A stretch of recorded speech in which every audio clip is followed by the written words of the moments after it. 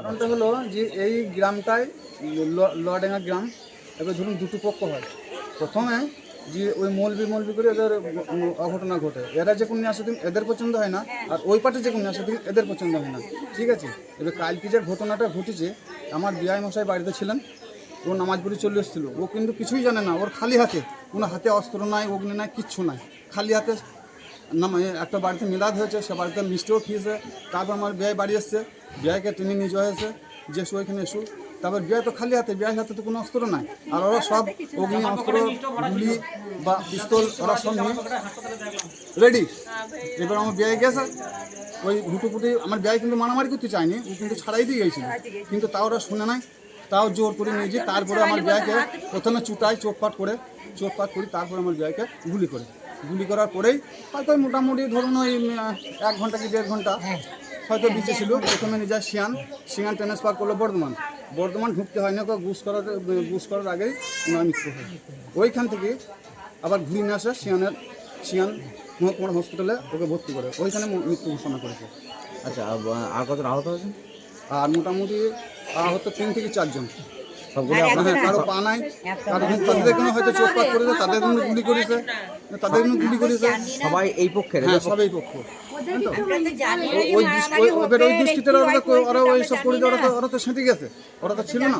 মানে ঝামেলার মূল সূত্রপাত দীর্ঘদিন আগে মৌলবী রাখা। হ্যাঁ, ওইটাই ফ্যাক্ট। তারপরে ওদের মনে শত্রু থাকে, ও বলে যে আমি আমার তো মনে শত্রু যে আমি পেলি মারবো। এরা কিন্তু কিছু জানে না, এরা মার কিছু, এরা যে কিছু যে মার হবে এরা কিছু জানে না, তো খালি হাতে। আর ওরা সব অগ্নি অস্ত্র সব তৈরি হয়ে গেছে। আপনার নাম কি? আমার নাম শেখ রমজান। কোথায় বাড়ি? বাড়ির সাঁওতা, থানা নানুর, জেলা বীরভূম। শেখ রমজান। নামাজ পড়ে আসছিল রাস্তাটা, নির্দোষ ছিল। ঘর থেকে নিয়ে যা, আবার ফিরে আবার এসে ঘর থেকে নিয়ে যা, আবার মারা করে দিল। কখন ঘটেছে ঘটনা? রাত 8:30 9টা। কারা করেছে? কারা?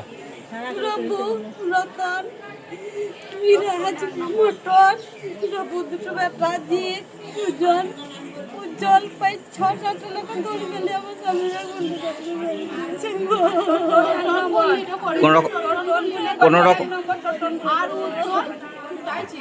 বলছি কোন রকম পারিবারিক বিবাদ ছিল? কি কারণে? মসজিদে মৌলবী।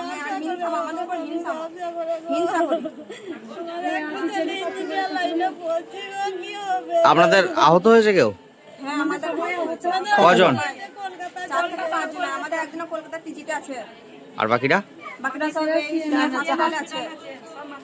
মাথা ফাটে দিয়েছে, হাতে ইয়ে পায়ে গুলি লেগেছে।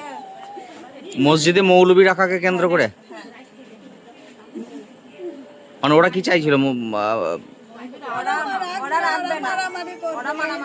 ওরা মৌলবী রাখবে না, ওরা অন্য রাখবে বলছে। অন্য মৌলবী রাখবে।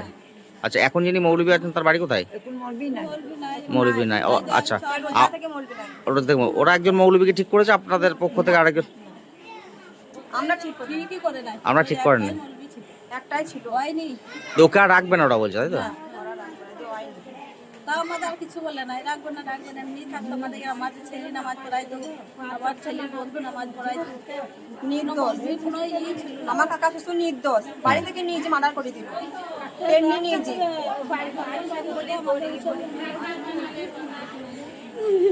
কি নাম যিনি মারা গেছেন তার? শেখ মকসুদ। দিদির নাম কি? আপনার নাম? হ্যাঁ, ইসমাতারা বিবি। আপনার? আমার রুমিতুন্নেসা খাতুন। রুমিতুন্নেসা খাতুন। আপনার কাকা শ্বশুর? কিন্তু ওরা যে আমাদেরকে মারবে, আমাদের লোককে মারবে, আমরা কিন্তু জানতাম না। ওরা ষড়যন্ত্র করে সব ছিল, মানে পিস্তল, মানে অস্ত্র শস্ত্র নিয়ে সব দাঁড়িয়েছিল। তারপর নামাজ পড়ে মসজিদে বেরিয়ে আসছিল, বুঝলেন তো। এরা আছে রাস্তায় আক্রমণ করে মাগরিব নামাজের বাদে, বুঝলেন তো। আর আমি ছিলাম থানাতে, বুঝলেন তো। আমার ছেলেকে থানায় আমাকে ডেকেছিল, আমার 2 ছেলে মেয়ে আর রাজাপুরের ছেলে, আমার 3 জন থানায় ছিলাম, ঠিক আছে। তারপরে ওখানে শুনছি যে এরকম জায়গায় মারামারি হচ্ছে। তারপরে আমার তো মাথা খারাপ হয়ে গেল। ছোটোবেলা স্যার আমাকে ছেড়ে দিন, আমি তো একটু বসে যাচ্ছি দিচ্ছি। তারপর ফোন আসছে যে একজনকে ফেলে দিয়েছে, সে মানে খবর যাচ্ছে যে কুতুবুদ্দিনকে ওরা লাঠিকে বেড়ে মাথা ফাটিয়ে দিয়েছে। আচ্ছা, তারপর শুনছি সে কাজীকে ওরা ঘায়ল করে দিয়েছে। হ্যাঁ, তারপর শুনছি যে মোড়াইকে ঘায়ল করে দিয়েছে। তো তখন আমি ছোটো বললাম স্যার আপনি তাড়াতাড়ি ব্যবস্থা করুন। দুখানা গাড়ি দিয়ে, দুখানা পুলিশের গাড়ি ছোটো এলো, এসে আমাদেরকে সঙ্গে নিয়ে এলো। তখন দেখছি আমাদের আজই যে মানে যে কলকাতায় যে ভর্তি হয়েছে ও রাস্তায় করেছিল, ওকে তুলে নিয়ে বাড়িতে আমার নিজের বাড়িতে আনছিলাম। তো ছোটোবাবু বললেন এক কাজ করো, বাড়িতে ভর্তি হবে না, আমাদের গাড়িতে চাপিয়ে আমরা পৌঁছে দিচ্ছি হসপিটালে। ওই গাড়িতে 4 জন লোক আমাদের ছোটোবাবু পাঠিয়ে দিয়েছিল হসপিটালে নানুকে। নানু থেকে আমরা ট্রান্সফার করলাম সিএমকে। হ্যাঁ, এইটুকু ঘটনা। আপনার নাম কি? আমার নাম শেখ হারুন। শত্রুপাটা আপনার সেই 1 বছর আগে থেকে একটু মসজিদে ঝামেলা আছে, সেটা তো মিটে গিয়েছিল মৌলবীরা এখান থেকে? হ্যাঁ, তো এখন নতুন করে আবার ওরা যে অত রাগ ছিল এটা আমাদের জানা ছিল না, আমরা বুঝতে পারি।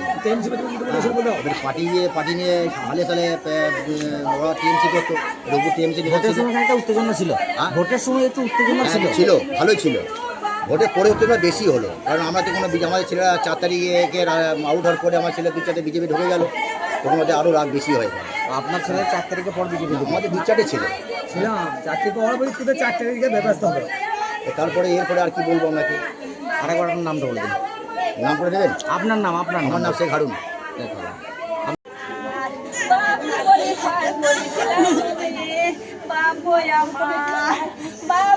তুমি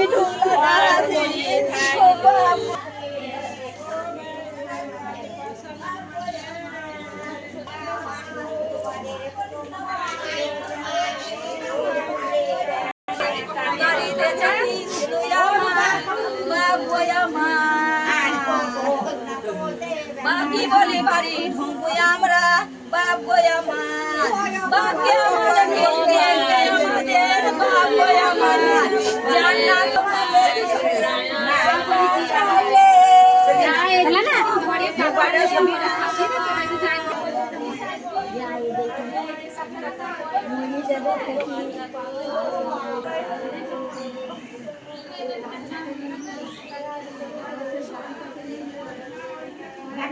আমার বেরিয়ে